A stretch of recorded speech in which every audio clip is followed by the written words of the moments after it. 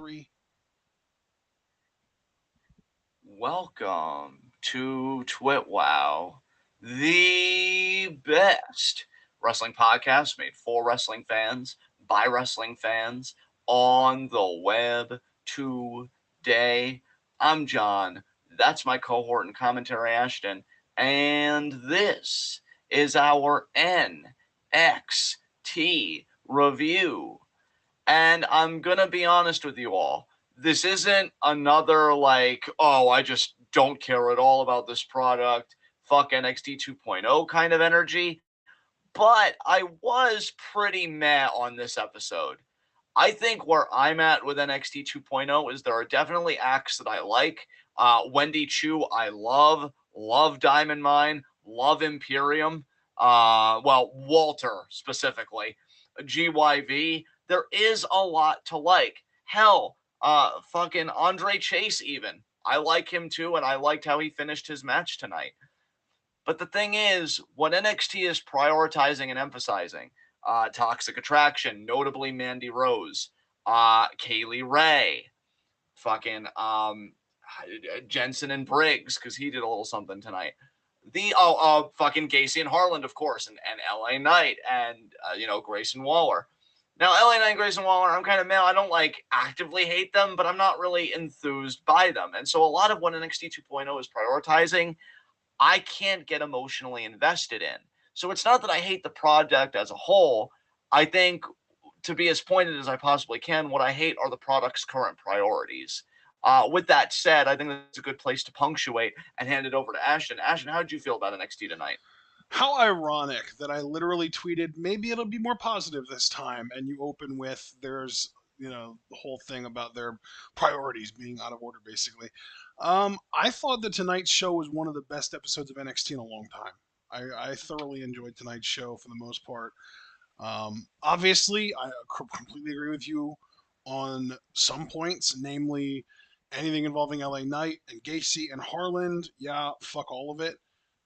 But other than those guys, particularly, obviously, there's a lot of other meh. But other than that, it's yeah, I thought tonight's show was solid. Um, Good even, maybe solid's even underselling it. I had a fun time tonight. Maybe that has to do with the interaction I was having in the Discord, the live wrestling discussion channel. Those of you that are interested in joining that, it's only $3 a month donated to our Patreon. Link is in the description. You can check that out. But yeah, I had a lot of fun chatting it up with you and Javaris and Alex and Dom about NXT tonight, and even Kirby. But yeah, it was. I had a good time, and I don't know. I came away with the show feeling good. We got 3 women's matches tonight, dude. But that's so rare. I loved it. Yeah, I mean, that was great. I do think Discord probably enhanced your experience, because I'm even looking at one message here. I'm actually surprised that you and I are kind of disagreeing, because I want to make it clear, I didn't hate this episode, but I think if I was to put a number to that feeling, I'd probably give it like a 6.5 out of 10. I think I'd do it was 7.5. okay-ish. But yeah, there's even an exchange here.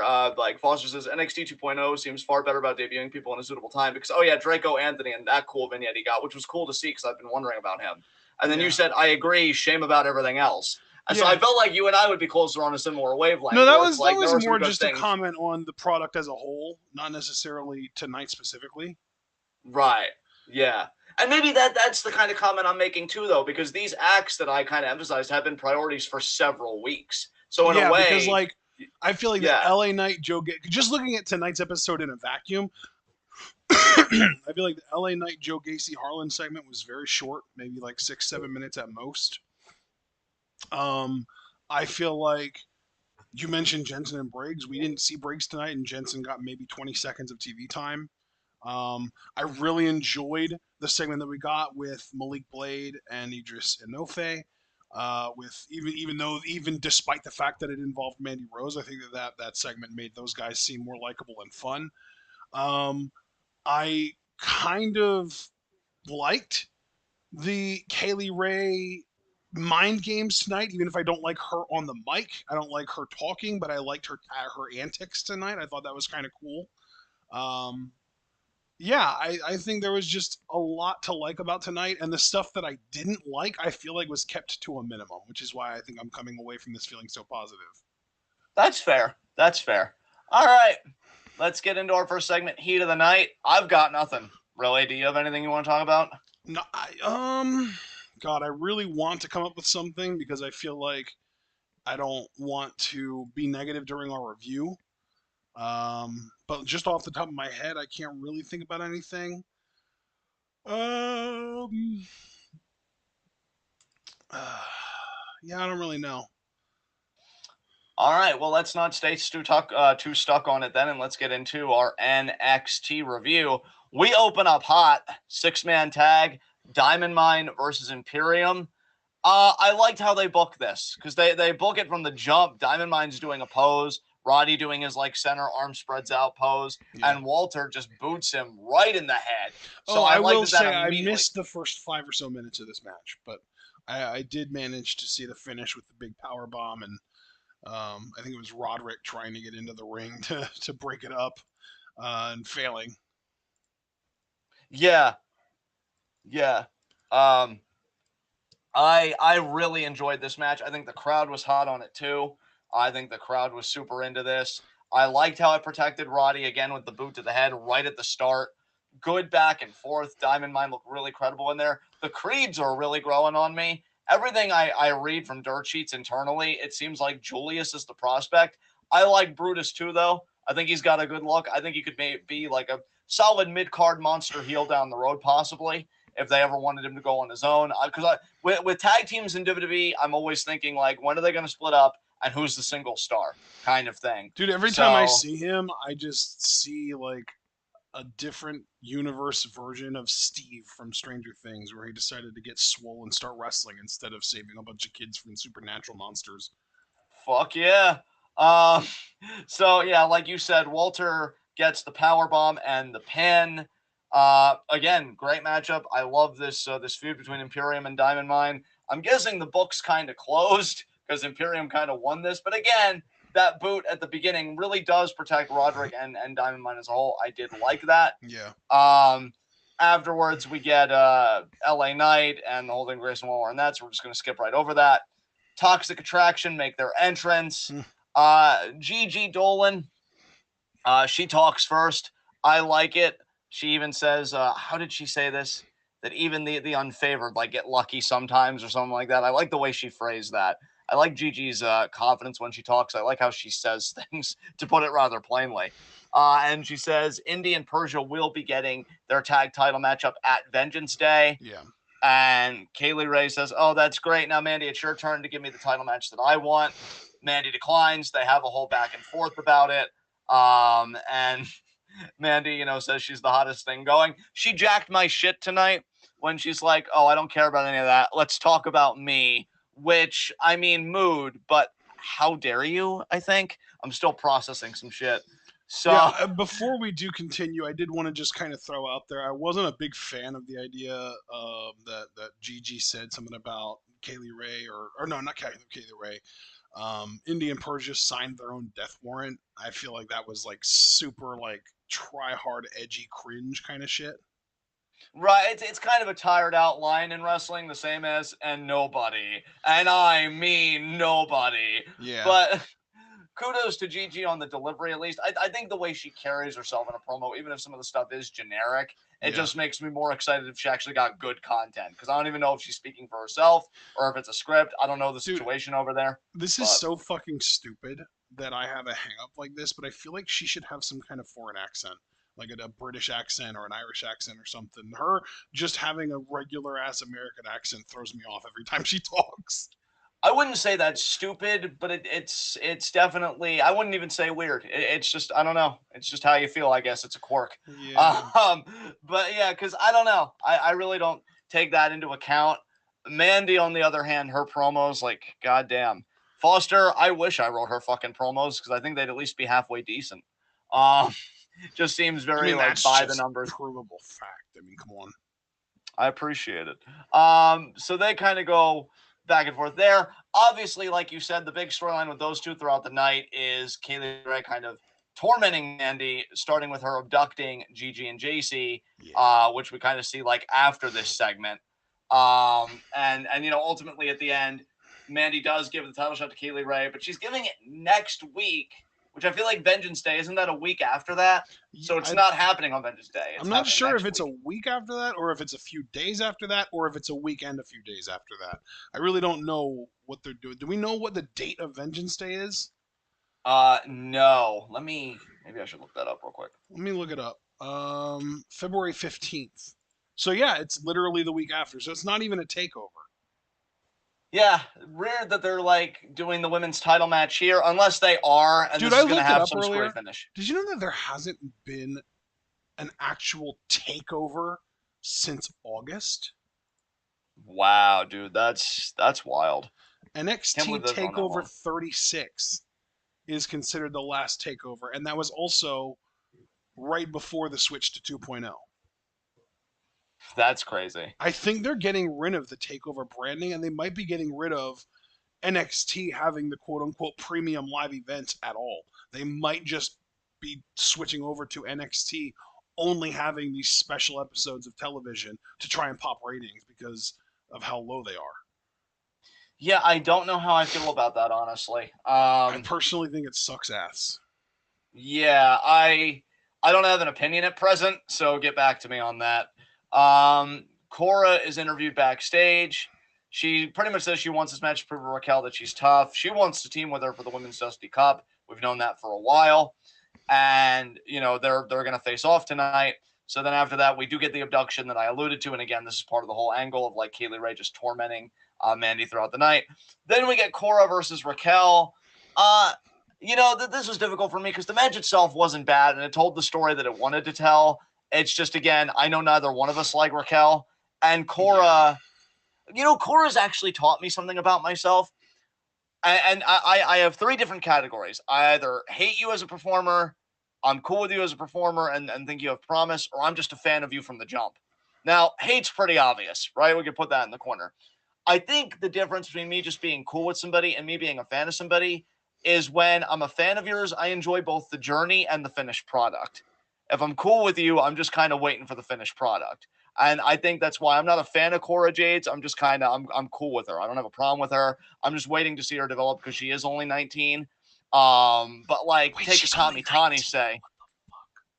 Yeah, take a Kamitani or an Azumi. No, she's 21. It's like, she's 21. Oh, she's 21. Oh wow, I thought they made a whole big deal about her being like 19 years old or something. She just turned 21 on January 14th of this year. That's okay. But yeah, like take an Azumi or a Kamitani. Like I'm a fan of yours because I'm enjoying the journey of you growing as a performer, and I'm enjoying like what I envision you inevitably becoming. Right. So I'm cool with Cora, but I'm not a fan. Anybody that is, though, I totally get it because I think she definitely has an appeal, like mass appeal for a lot of people. She's showing that heart and that determination, that whole deal. Yeah. Chigona Bomb though gets her number for the 3 count, but then Raquel I think I am just a full blown fan of Cora Jade. I think I really do just genuinely like her. Like I'm enjoying the journey. She really impressed me tonight. You see that springboard Rana that she did? That was so cool. And that was all doing that while Raquel's fighting with her top, trying not to slip out of it again.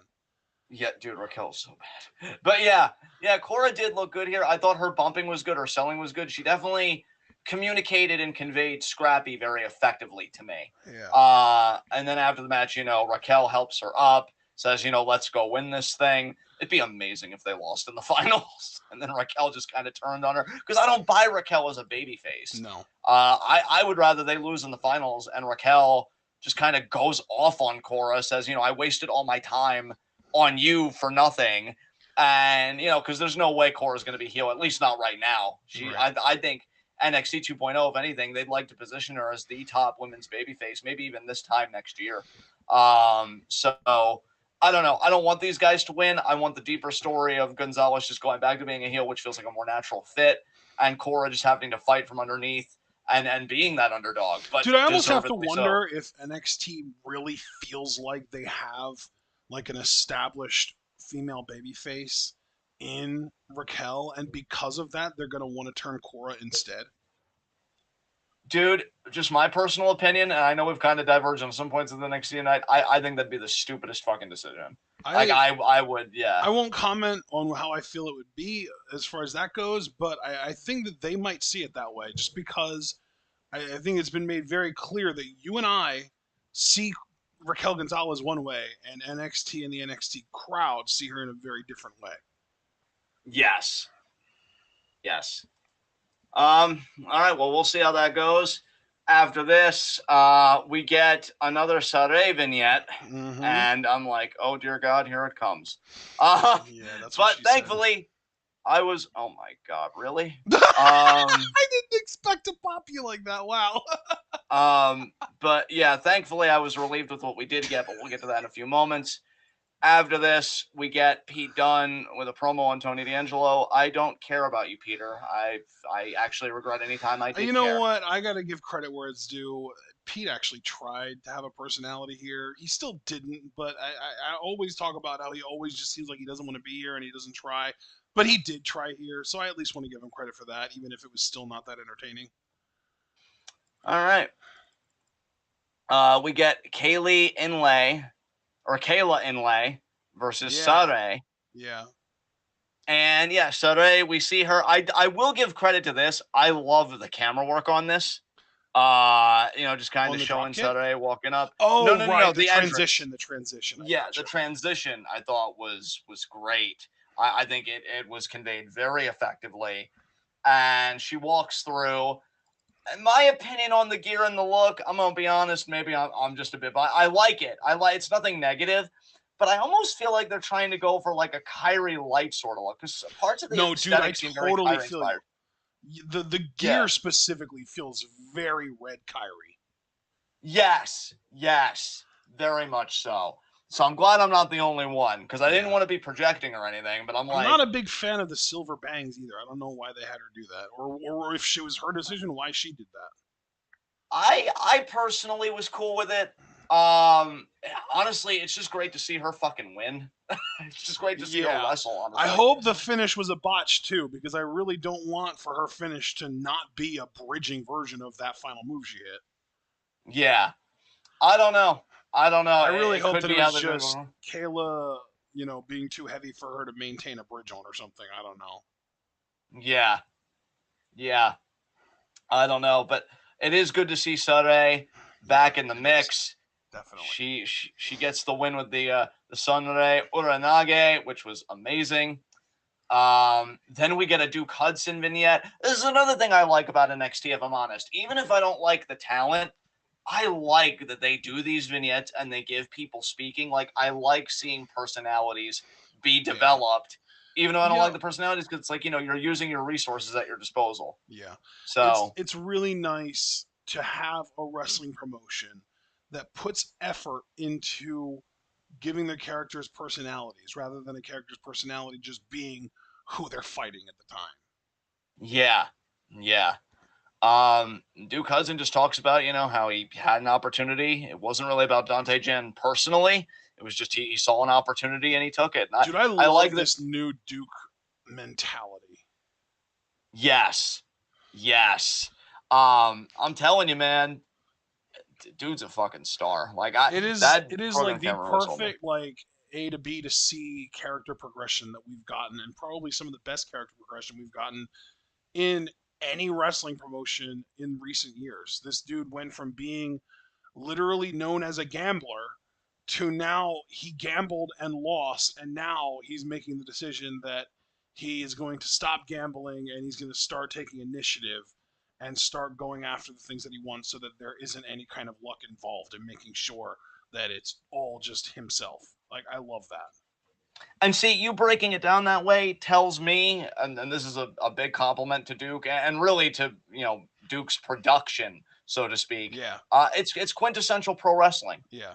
Like it really is an unfolding of this guy's career that we're watching in real time, and it's a beautiful fucking thing. It's like if you have this idea for like a right to censor group, but you don't have anyone in place that really makes sense to be in it. So rather than just throwing the group together, you put like you start with like a party animal, and you have a party animal character that ends up getting burned out in a few months, and you put another character in place that eventually gets burned out, and they like all 3 or 4 get burned out at the same time and form this group together because they all come together and they realize that this is the path they need to walk.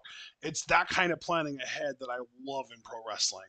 And I don't know if they planned to do this with Duke ahead, but the character progression fits so well that they might as well have. Yes. After this, we get a little backstage interaction between Braun Breaker and Champa. Champa really puts over Braun, as the new champion. Says, he's part of a select group of guys that does understand how lonely the mountaintop is. Breaker, thanks from that, gives his respect. Champa is interested in making sure that Braun remains NXT champion. And Braun says they'll break the Legatos in half tonight. Jesus. So he is excited about that. Braun seems really fired up to team with Champa. Champa seems to be hinting he wants just one more go at Braun. I've even said I'd be cool with it. I've enjoyed their matches. I would be not opposed to a trilogy at all. Then here comes one of my favorite parts of the show consistently, Carmelo Hayes and Trick Williams. Oh my God. Yeah. How'd you feel about this? Dude, they're just so good, especially Carmelo. Trick is really good, and he's starting to kind of find himself on the mic, but Carmelo is just special right now. We always talk about someone's in a pocket or in their pocket. Carmelo's in his pocket right now, without a doubt. He's so fucking good. He, like I said, and I hate to use this example because I don't really care for the guy much anymore, haven't for a few years, but I'll never forget an interview that, Jericho gave, and he said, I think there's always a time when a wrestler knows that they're on top of their game. And he said in 2008, I felt like I was the best wrestler in the world because I felt like the work that I was doing night after night, I was knocking it out. Melo is still so fresh yet. It's hard to say is he the best in the world right now? But I will say a guy like that with his talents, there may come a day where we're talking about him and making our list and saying, you know what? He's one of the best going right now. His constancy is the most breathtaking thing about him because it's one thing to be good one night. But the idea that this dude has been good for as consistently as he's been, especially now that he's a title holder, is amazing. And I love here. See, this is so important. He has the same charisma, same energy, same believability, but he's not afraid to put Grimes over. In fact, I love how he puts Grimes over here. He says, Cameron Grimes thinks he's ready for the A champion, but he's not. Hayes says the old him would come out here and put Cameron in the grave verbally, but no, he sees Grimes as a threat. That's all you need to say. That's all you need to say when you're like, I recognize that this person is a threat to my title reign, a threat to what I got going on. And he says, I'm going harder in the gym. I'm putting more work in the ring. And the only weird line, and spending more time with Ollie J, because that's what the A-Champ does. Dude, again, why is she getting randomly ham-fisted into these conversations? It makes no sense. Who the fuck is she? I have no idea. She's a nobody. I just want to take a quick aside here. I normally don't like to do this, but Liam Edmonds, because I notice you do this a lot in our chats where you ask random stuff that has nothing to do with the video. We have Q&A at the end of every month. Q&A this month is going to be February 24th, actually. So if you have any questions, go to my pinned tweet. I'm at @John_TWitWoW and reply to that tweet with your questions, or get Discord access for $3 a month on our Patreon. But we will not, when we have things here, this is an NXT review. We talk about NXT here. When we're doing Stardom, we talk about Stardom, not WWE stuff. Save it for Q&A or save it to a relevant video. I keep noticing that. I just want to say something to make it crystal clear. But anyway, yeah, I don't know why Ollie J keeps getting mentioned. It's really random and really fucking weird to me. And again, honestly, I don't want to say it was the worst part of the promo because that would be way too harsh.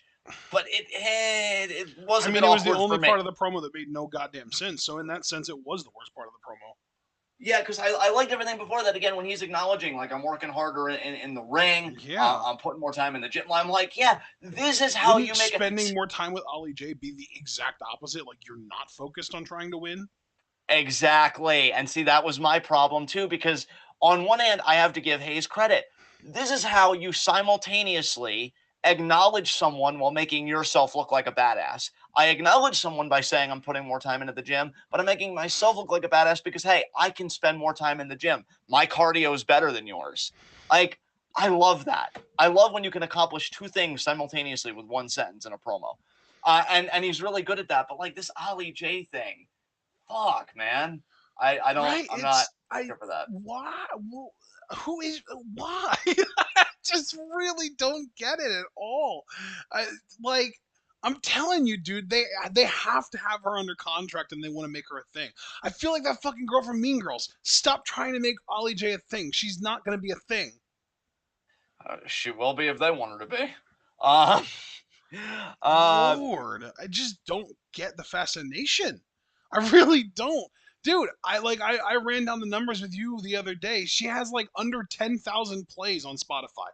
Like she is not famous by any measurement whatsoever. Like there's no way to look at the actual objective numbers to come out of the other side saying, "Oh yeah, she's worth bringing into NXT because of exposure." No. They have some other fucking agenda with her. I don't know what it is, but either that or they got conned. One of the two. yeah, I have no idea. We'll have to see where that goes, I guess. He was about to do his whole catchphrase when Cameron Grimes, possibly the most over fucking act in NXT, and I don't think that's hyperbole for me. I agree that Grimes is insanely over, but I feel like this was one of his weakest promos in a while. Yeah, I would say that, but you know what's funny? Grimes' weakest is still better than some people's best promos. Yeah. At least for me. Because I agree with you that this wasn't like one of his top tier stuff, but I don't know. I think there's a sincerity and an authenticity to him that even when he's just going by the numbers, I'm still along for the ride. And he had one line here, and he said. He asks who he's supposed to be fighting, and Carmelo gets in his face and says, "At Vengeance Day, you'll find out he really is like that, and he's going to shoot for the moon and hit the stars as casualties." And then Grimes fires back, that he's going to go to the moon, and they do the kind of whole astronomical wordplay. So I like the back and forth here. Since it is at Vengeance Day, we've got a bit more time. We've got another week of TV, which I'm sure is going to be headlined again by Mandy Rose versus Kaylee Ray. So I'm hoping they could do more here. And then we get Enofe and Blade. And they're trying to come up with tag team names, but they can't agree on anything. Enofe apparently wanted to go with Team BBC. I missed that part, but Blade shuts him down for obvious reasons. Well, I guess they came up with words to describe themselves, and then Enofe was about to say, "So we can be team," and then Blade cut him off. Yeah. Personally, here's the thing. I like the tag team.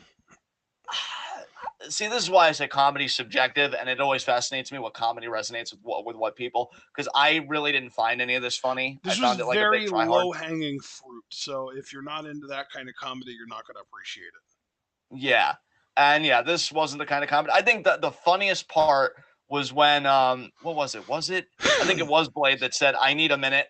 But then Wade had to come in. Did you hear Wade's line on commentary? I forget the lead up to this. Something stiff. He said something about him being stiff. Stiffening up, yeah. And I'm like, oh, you really can't help yourselves. Jesus Christ. They really had to go and explain the joke, didn't they? Yeah, I'm like, I got a chuckle. I thought, okay, that was probably the best thing they did for me on this. And then Wade had to go and do that. Come on, Wade. I like you, man. Don't ruin that for yourself. Mackenzie Mitchell gets fucking tone with Diamond Mine, asking, how did it feel to lose to Imperium? Excuse you? Malcolm says, what would you know about struggle? Without struggle, there is no progression. And they're going to move forward by winning the Dusty and challenging Imperium for the tag titles. And then, grizzled young veterans, comprised of Zach Gibson and James Drake, roll up and tell them that they need to focus because GYV are going to win. And on one hand, how dare you disrespect Malcolm Bivens, our 7-foot-tall king? Speaking of Malcolm Bivens, his response to GYV here was fucking incredible. I died. Yeah. What he did, he called them nerds, right? Yes. You nerds. He was just immediately at an 11 out of 10 aggro. I loved it. That is such a mood. No wonder I'm such a Malcolm Bivens fan. But, yeah, I love that they're hyping it up because low-key, I think that match could be the best of the whole tournament. Fucking Diamond Mine versus GYV. I think that could be a real banger. Maybe. So I'm looking forward to that. After this, we get Joe Gacy versus LA Knight. Hard skip on that. Mm-hmm. And so then Wendy Chu is backstage, and she's with Tiffany Stratton, and Tiffany Stratton's kind of looking on because, she's got a problem with Wendy Chu, thinks she's a freak. And after that, we get footage from early. Yeah, go ahead. Yeah, well, actually, no, even before this, because I don't want to skip around too much, Robert Stone cut a promo with Von Wagner. I just have to check in with you and ask, how do you feel about the more serious Robert Stone? Maybe that's why you called him Bob Stone in the Discord. Maybe kind of chuckle a little. Maybe he'll go with that too. I still think he's great, man. I still get a little chuckle out of his promos, even when he is trying to be serious like this. I just think he's too entertaining to not enjoy. I think the biggest compliment I can give him, I mean, maybe not, depends on your perspective, because I did watch very little of this era, but I know, like, in the golden era of, like, Hogan and stuff, there were a lot more managers than there are today. I think he would have fit in that era, personally. Like, him in that suit, backstage with Von Wagner, it made me think of one of those old-school WWF promos. Oh, my God, yeah. And, like, yeah, I think he'd fit. And any guy that's that good that you can transplant him in any era and they wouldn't feel out of place.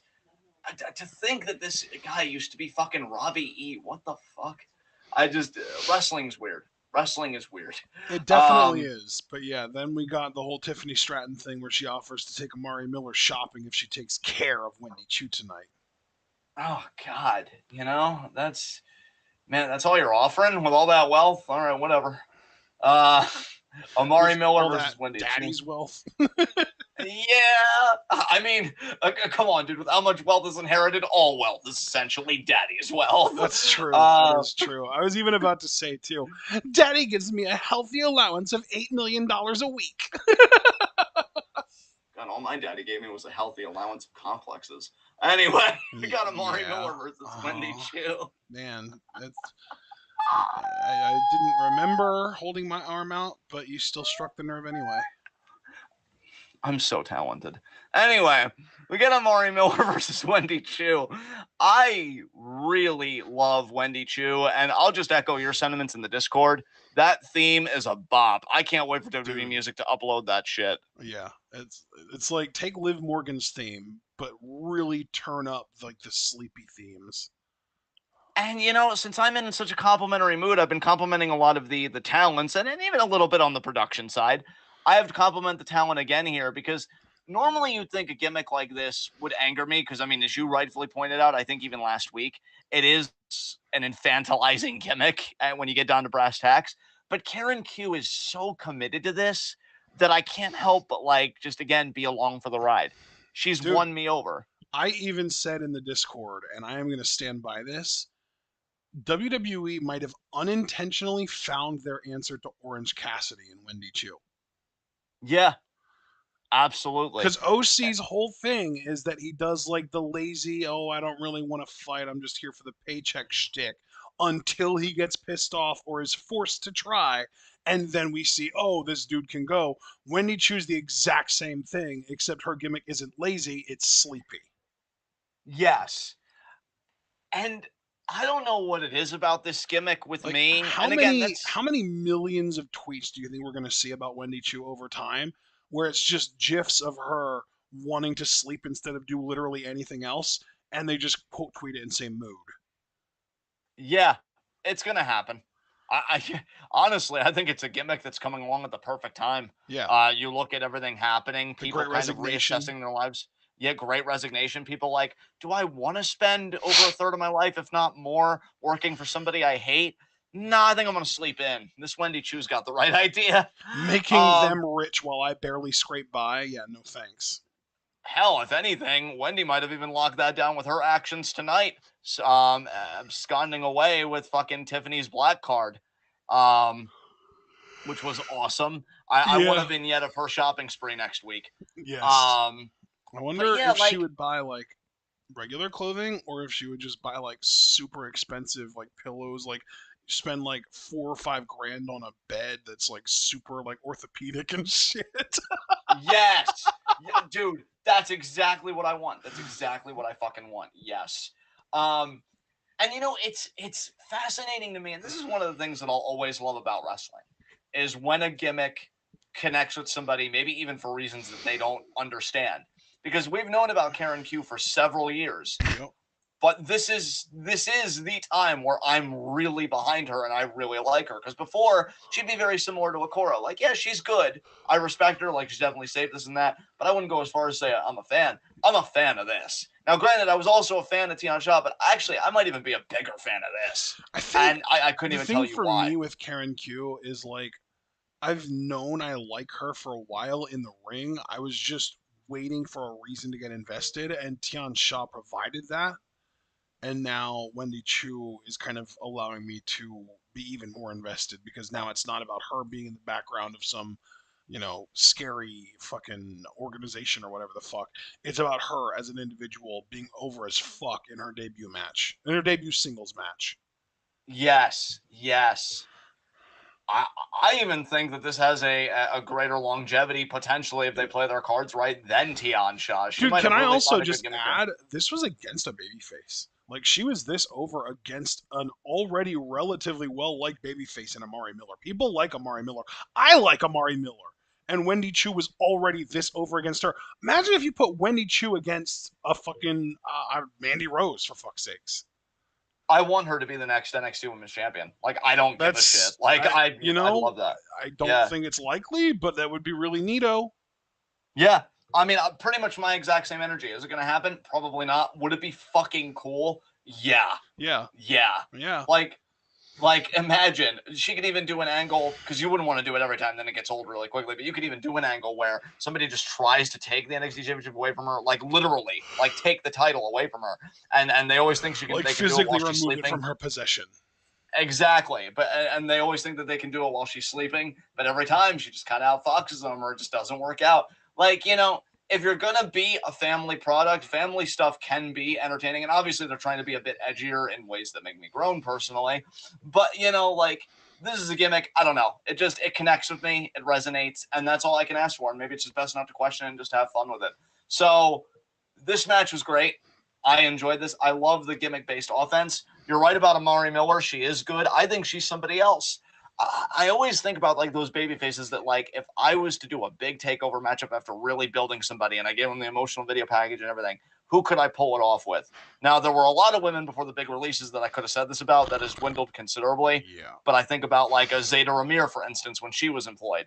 Like, I could totally see her in that spot. Yeah. Amari Miller, though, I also think I could see in that spot. Yeah. And I hope they do more with her because you need all hands on deck with the cuts you've been doing. So, like, leave no stone unturned.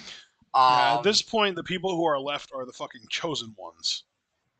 Yes, exactly. Exactly. It's on you now.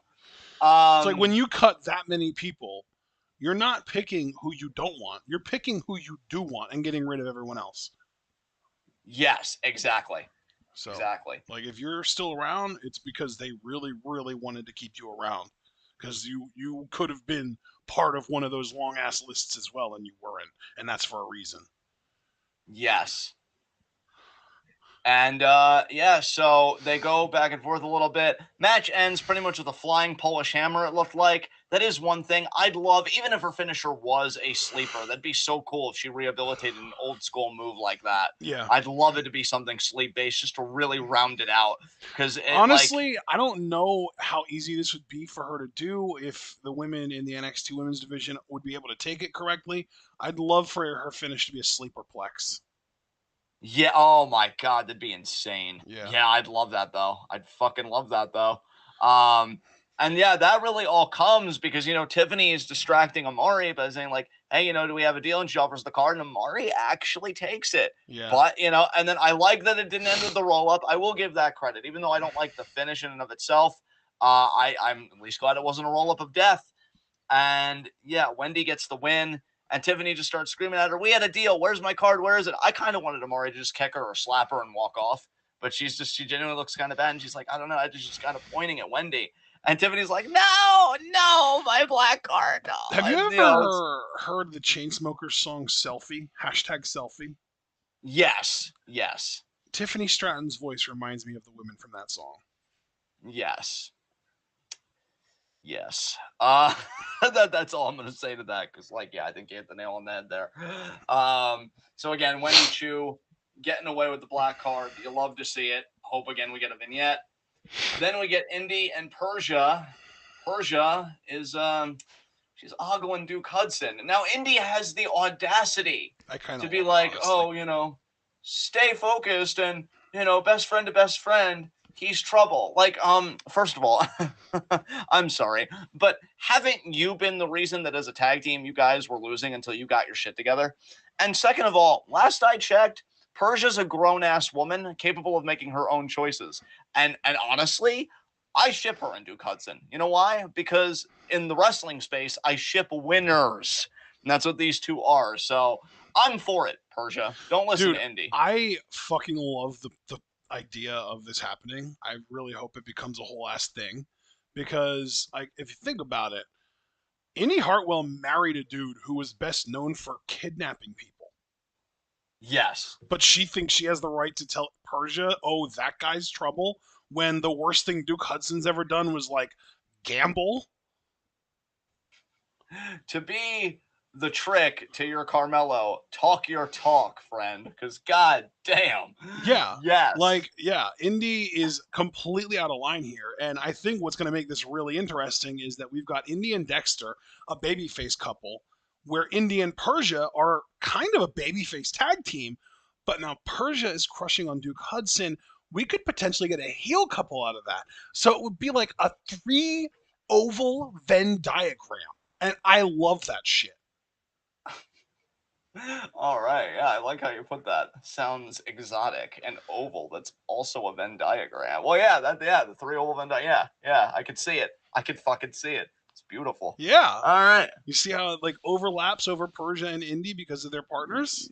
Yes, and yes. and the It's fact that they are damn. partners with each other. Yeah, see, like it's very interesting. And we got a hint at Jensen later on in this segment wanting to find out ways to pick up Caden, and Indy said nonverbal communication, and then she said something to Dexter, and he just stared at her, and then she was like, "Oh, we got to get out of here." And I think it's implied that they went to have sex somewhere.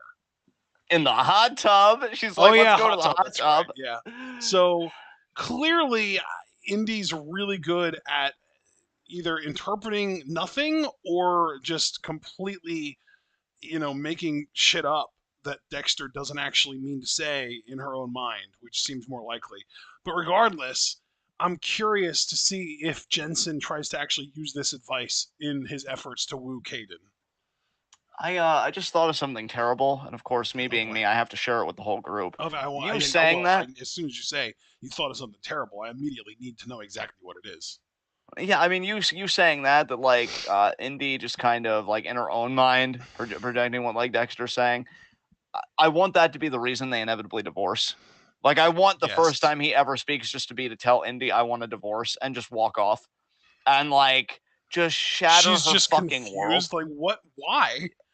And Yeah, he's just like, you don't get me like you used to. yeah, yes, perfect, perfect. I love it. We need to make it happen. Um, and so Oh, you know yeah, I'm what? all for Alex Foster said, does NXT have a hot tub? I feel like there's got to be one left over from Velveteen Dream. Oh, god damn it. So yeah, back from commercial, we get another. Actually, yeah, no. I'm on the right thing. We get Andre. Draco Anthony working out, and he does a voiceover about his debut match tonight. Man, honestly, this might be my only nitpick, but we'll get to that. We'll get to that because he's all about like his actions will speak louder than their words. We'll see about that. And so after this, we get Nikita Leones gets a video package where he talks about her background in the entertainment business with her dad. Her dad was a bassist, and her mom was a group on career. You still there, man? John, are you still there? Oh, God. I'm just going to hang up and tell him to call back because there was obviously a big drop off there.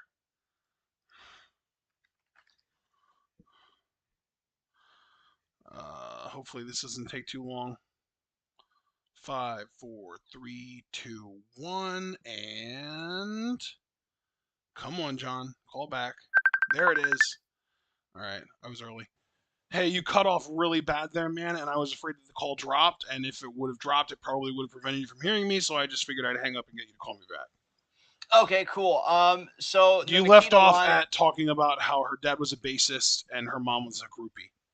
Oh yeah, and just giving her background. So what did you think about this? Because I thought it was unique. I just don't really know what they're gonna do with her beyond that. Like this Dude, is a wrestler, right? They're planning for her to yeah, wrestle. clearly, I just can't get behind it. I'm sorry. Like I've seen pictures of her, and she's like the thirst trap type on Insta, and she is like a white rapper, and I just am not a big fan of that. And if she's brand new to wrestling, so obviously she's going to be green as goose shit. I just am not in any way excited about her at all. I think all of that's fair. I'm not about to make a fucking pulpit for Nikita Leones when I don't even really know who this woman is beyond this vignette. So moving on, Saray is interviewed backstage, dedicates her win to her grandma and says she can do anything when she wears her necklace. And then Dakota Kai rolls up and says, like, oh, I can see your necklace is important to you. And as warrior of the sun, she must know that no matter how strong a relationship is, the sun always sets. You know, Dakota Kai is in such a weird place right now. And speaking solely for myself, I love this whole, like, let me roll up on you and ruin your fucking day, Dakota Kai. Like, it's like that joke I used to tell you that I got from, I don't know if it was like old Nostalgia Critic before that aged really horribly or whatever, where a guy wins the lottery and then somebody comes in and it's like, yeah, but 9/11 still happened. I love that shit. No joy for anyone. Shit on it immediately. So if that's Dakota's whole thing, where like, oh, you just had a success, let him remind you that it's ephemeral like all of existence and that nothing you do actually matters. I'm here for it personally. I am here for this. I don't know where it's gonna go. I don't know what the payoff is. But yeah, so they just got our confidence back, and Dakota's like, "Oh, you seem happy. Be a real shame if I happen to it." So I'm here for that. And after this, we get Andre Chase versus Draco Anthony. So Draco Anthony, he's here, but he loses. Now, see, this is why I call it a nitpick rather than a heat of the night. I like Andre Chase. He's won me over. And I actually liked the fucking finish. This hammerlock flatliner, I thought was really cool looking Yeah, visually. it was a really cool looking finisher, without a doubt. But, like, you built up Draco Anthony. His whole thing to me, right? And I understand that you don't always have to win your debut match. For me, though, maybe I'm just kind of being a stickler.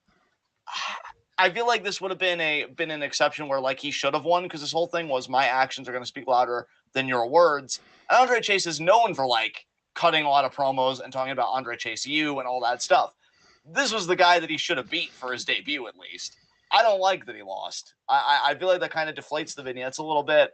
And again, not a full-blown heat of the night or anything. I just feel like you did this messaging and then you did this booking, and I feel like they're violently clashing with each other. But good for Chase, I guess. I love the finish. The dude's growing on me. I wouldn't even mind if they gave him a North American title reign down the road. I think it'd be very interesting to see what he could do with a title reign. But I just felt like the messaging was kind of off point here. What did you think about it? I thought this was a really solid match. This made me dislike Draco Anthony in a good way. I still am very intrigued by him as a performer, but as a character, did a good job of getting him to come off as a heel. Andre Chase is super fucking over, and he's over in the good way, which is super rare in WWE. There are very few performers who get over the right way in WWE. Andre Chase is that for sure, and like I don't know, dude. I don't obviously think that he's ever going to be like Daniel Bryan levels of big deal, but he's like mid card Daniel Bryan at this point. He's there. He is super fucking over. The crowd loves this dude. Put him on the main roster and see how he does. I mean, here's the thing, dude. Unless anybody wants to claim clairvoyance, I didn't even know that Daniel Bryan was going to be Daniel Bryan levels of over when he showed up. Because obviously I knew about Danielson and stuff on the indies, but you never know how that's going to work out. And like, right, I'm more just going by like Danielson was a main eventer literally every fucking where he went, so it kind of felt like if he wouldn't have done it in WWE, it would have been like a weird exception. Whereas Andre Chase has always been more of a tag mid card guy, even on the indies. Yeah. But I'm happy for Chase, man, because look, I'll fully admit that I was one of those people that I'm like, I don't like this gimmick. I think it's stupid, but like, he's got the personality and the charm for it. Honestly, it's like, it's kind of Gulak-esque, but in a way, like, I feel like it's even more committed to it in a weird way because they've done the vignettes inside the university and everything. And I just think it works, man. I like it. Again, I wouldn't mind a North American Championship reign to come out of this. I think it's really cool. I think it's really cool, the success that he's found. I just hope that Draco Anthony can find his footing on NXT. And yeah, hopefully he wins soon after this. So we continue with the whole Kaylee Ray and Mandy Rose thing. Then we get our tag team matchup. Honestly, really not much to say here. It was a solid matchup, but I think we knew Breaker and Champa were winning, and they did with Breaker getting the pin.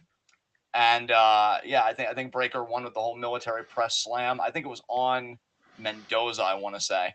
And then, afterwards, fucking Santos is staring Braun down, and they do their whole thing. And then, yeah, like Kaylee Ray and Mandy gets in the ring, and, she says she wants her match next week. Mandy gives it to her, and then Kaylee Ray knocks her out with a super kick and the KLR bomb, and that kind of ends the show. So that was NXT. So on to our next segment now, high spots and low shots. I'm going to say my low shot is Mandy Rose. Started out the night super fucking confident. Yeah. Ended up having her friends abducted and stalked and terrorized. Yeah, we never got follow-up on where they were, did we? No, we did not. So I always hate when that happens. Gigi and JC are just lost to the aether until Vengeance Day, I guess. I guess so. But yeah, imagine capitulating to your stalker and giving them the one thing that they want. Like, oh, that rough night for Mandy Rose. But who's your low shot? Oh man. Let's see. Who is my low shot? I think my low shot. God, I hate to do it, but it almost has to be LDF, right? Like those guys lost in the main event here. They were trying to rep Santos. It feels like Santos's world title shot is slipping out of his grasp, and I hate it. You know what, Ashton? It's okay that you gave them the low shot, because at the end of the day, Santos is still more handsome than all of us combined, and that's really all that matters. Good to know. So with that, high spot. What do I want to give my high spot here? Because again, I didn't hate this episode, but it was kind of weird for me. You know what? In a weird way, and God, anybody could poke holes in my logic, have fun with it. I don't care. My high spot's going to be Cora Jade. Because she lost the match, but she won what she wanted. She wanted Raquel as a tag partner, and she got it. So she might have lost a match, but long term, she may very well win the Women's Dusty Cup again. I'm hoping that doesn't happen. Yeah. But in kayfabe, as a character, she got what she wanted, and that's a win. So I'm going to give it to Cora Jade. That's a really good high spot for tonight, dude. I really like that high spot. Yeah. Who's your high spot?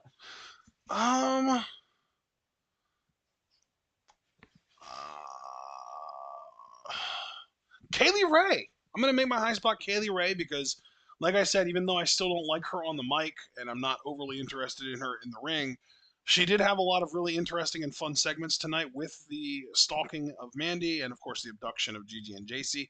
And she got exactly what she wanted, which was a women's championship match, not even having to wait until Vengeance Day, but getting it literally next week. So I don't know if anyone really won the night more than Kaylee Ray did. That is an excellent point, and definitely a very valid one at that. With that said, guys, this has been NXT. This has been TWitWoW, the best wrestling podcast made for wrestling fans, by wrestling fans, on the web today. I'm John. That's my coordinating commentary, Ashton. Guys, be sure to like the videos you file out. The more likes you leave, the more likely we are to be the top result for NXT reviews on YouTube. And when you're the best at what you do, the top is the only place that you belong. So please leave that like, subscribe, and click that bell icon so you never get missed any of that TWitWoW goodness. Check out everything we're involved in the description box. I already talked about our Patreon earlier when talking to Liam Edmonds, who really wants our thoughts on all things WWE. If you want to know our thoughts and you feel like 3 questions aren't enough, which is what non-Patreon donors get for every Q&A. Again, Q&A is going to be, I want to say the 24th. Yeah. Yes, the 24th of this month. Then donate $1. You get 2 additional questions for a total of 5. I personally would donate $3 because that gives you immediate access to the TWitWoW Discord, plus the additional Q&A questions. And on our Discord, we have a channel for Q&A questions. So it's all nice and ready for you right there. Follow us both on Twitter. I'm at John_TWitWoW. My pinned tweet, again, is to receive Q&A questions. So just reply to the pinned tweet with your questions, and I will see them there. Ashton is at Ashton_TWitWoW. His pinned tweet is the TWitWoW schedule for the month. To round out this week, I actually wanted to talk to you about this, Ashton. and I didn't get to do it before we went live, but I know we kind of sometimes talk about schedule stuff on the air. Given that the 29th show seems like a bigger show, did you want to go live at 4 by any chance, or Dude, do you it's think already on the sticking with 5 will schedule. be okay? I already have us going live at 4 tomorrow. Okay, cool. So for tomorrow, we'll be going live covering the 29th show from Stardom. I have really been looking forward to this, especially after the fucking dumpster fire that was Royal Rumble. Hated that show so fucking much. Yeah. Thursday, is Thursday 5v5 actually? Because I remember you adding that. So 5v5, isn't that this Thursday? I believe it is, yes. I believe, let me double check and make completely sure. Yes, it is. So I'm going to have to get my list together. Should be a bit easier, though, this time around. Friday, obviously, we're doing games, on the Discord server at 8 p.m. during SmackDown. And, yeah, I think the weekend's open. I didn't remember us having anything for the weekend. So, technically, our last recording is Thursday for 5v5, but our last big event is just, games with the Discord server during SmackDown at 8. We'd love to have you guys there. So, with that said, be good to yourselves, be good to each other. Until we meet again, tune in, and peace out.